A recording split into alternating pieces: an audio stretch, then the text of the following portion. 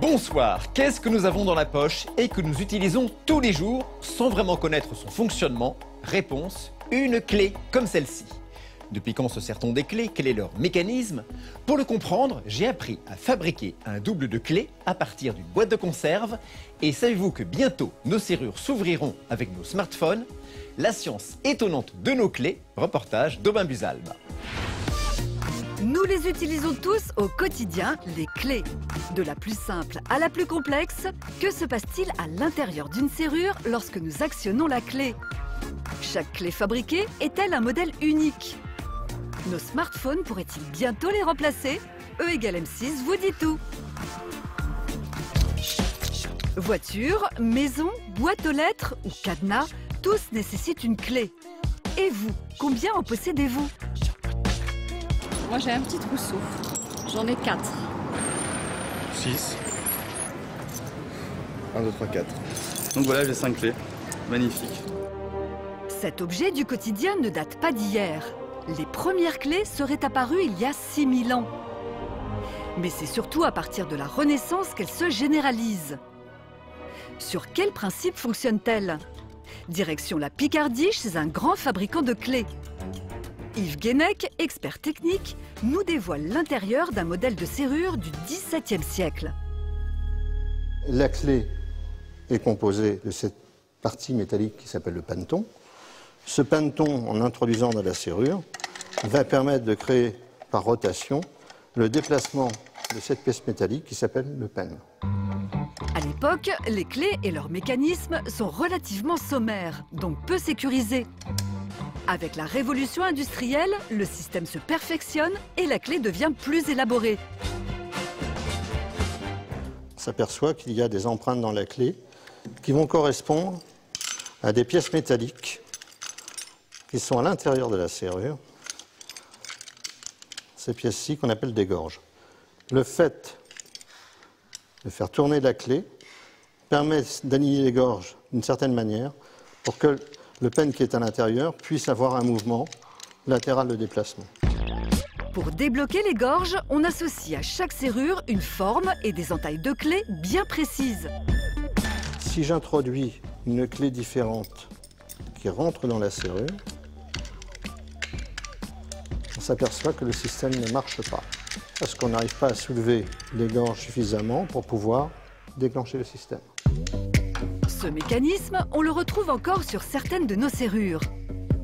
Mais aujourd'hui, la plupart de nos clés sont plates. Elles ont été inventées au milieu du 19e siècle et se sont généralisées à partir des années 50. Comment fonctionnent-elles? Pour le savoir, Mac Lesguy a rendez-vous avec Didier Correia, serrurier.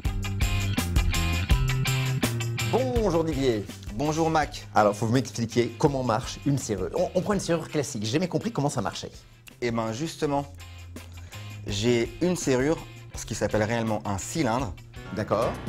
Un cylindre est composé d'une partie fixe, le stator, et d'une partie mobile, le rotor, qui permet d'actionner la serrure. À l'intérieur, des ressorts et des goupilles forment un système de pistons qui empêche le rotor de tourner, à moins qu'on introduise la clé. Alors, donc, je rentre ma clé, que se passe-t-il? Qu'est-ce qui se passe? Donc les goupilles actives vont entrer dans les encoches de la clé. Tout à fait. Les goupilles passives vont être repoussées Oui. et ça va créer une ligne de césure. À ce moment-là, sont alignées à l'intérieur de mon rotor les goupilles actives et juste à l'extérieur de mon rotor les goupilles passives. Voilà. Et c'est à ce moment-là que rien ne s'oppose au déplacement. Par contre, si l'on introduit la mauvaise clé, donc avec les mauvaises encoches, les goupilles ne seront pas correctement alignées et la serrure restera bloquée. Ce qui compte, c'est donc la forme des dents de la clé. Ça veut dire que si par exemple je faisais une clé très fine avec juste les encoches, elle pourrait bien repousser les goupilles. Oui. Parce que ça n'a pas un moyen de faire un double de clé facilement. Voilà. À partir de par exemple une boîte de conserve, une canette de soda, on peut refaire une clé. On essaie? Pourquoi pas? Allons-y. Ah, une boîte de conserve. Ah, c'est marron.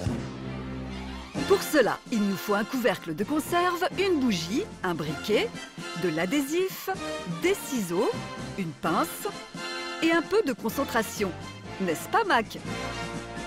Je vais nettoyer le couvercle pendant que vous vous empifferez. Ok. Ok? Bon, c'est marron. Au travail, Mac doit utiliser la bougie pour marquer la clé avec du noir de fumée. Et voilà ma clé qui est bien noire.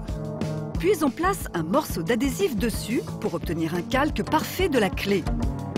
Il n'y a plus qu'à le placer sur notre couvercle, puis à le découper minutieusement en suivant l'empreinte, avant d'ajuster le tout à l'aide d'une lime. Voilà. Pour moi, c'est parfait. Bah, ça n'a pas l'air mal, hein? À votre avis, la clé de Mac va-t-elle fonctionner? Oh, je suis presque là. Voilà, bravo. Et ben voilà un double de clé fabriqué en 10 minutes. Bravo, franchement, je suis bluffé. Ah ben, c'est parce que j'ai un très bon professeur. Merci, c'est gentil. Merci beaucoup Didier. Si Mac a pu reproduire lui-même sa clé, c'est parce que sa forme était relativement simple. L'inconvénient, c'est que cette serrure peut être facilement crochetée, comme on le devine ici. Gare alors au cambriolage. L'enjeu pour les fabricants, c'est donc d'imaginer des systèmes toujours plus sûrs.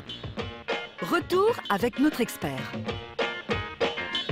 Le principe de fonctionnement de tous ces cylindres est le même, c'est la même technologie, sauf qu'on va avoir dans cette clé qui est plus sophistiquée, beaucoup plus de pistons, avec des axes différents et des positionnements différents, qui vont rendre plus difficile le crochetage de la serrure. Avec ce type de clé, il faudrait des heures pour réussir à forcer la serrure. De quoi décourager les cambrioleurs qui abandonnent généralement au bout de 5 minutes d'effort. Ce système permet aussi de définir des dizaines de millions de clés différentes. Chacune d'entre elles est alors générée de manière aléatoire à partir d'un algorithme. L'algorithme va définir donc un système de taille. La machine va enregistrer ce système de taille et les fraises vont venir usiner la clé de manière à pouvoir correspondre à la taille demandée. En parallèle, on ajoute à chaque cylindre les goupilles qui correspondent à sa clé. Mais bientôt, toutes ces clés pourraient bien devenir superflues grâce à la serrure connectée. Si à l'extérieur, elle possède un cylindre classique, on trouve de l'autre côté un moteur contrôlable à distance. Démonstration avec Bruno Domingos, responsable innovation d'un grand fabricant. Cette serrure peut s'ouvrir par l'intermédiaire du smartphone, grâce à une connexion Bluetooth. Donc, vous pouvez le faire quand vous êtes devant votre porte. Tout se passe via une application sécurisée, grâce à laquelle vous pouvez également permettre à vos proches d'activer eux-mêmes la serrure depuis leur smartphone. Vous allez pouvoir déterminer soit un accès permanent, soit un accès à des créneaux horaires, à des jours spécifiques, à distance. Et pas de panique si vous égarez votre portable. Vous pourrez toujours utiliser la clé mécanique pour rentrer chez vous. Vous l'avez compris, le principe de la serrure n'a guère changé depuis des siècles. À chacune correspond une clé unique dont le profil et les entailles permettent de déverrouiller le mécanisme. Et même si vos enfants n'auront peut-être plus de clés, la serrure, elle, a toujours de beaux jours devant elle.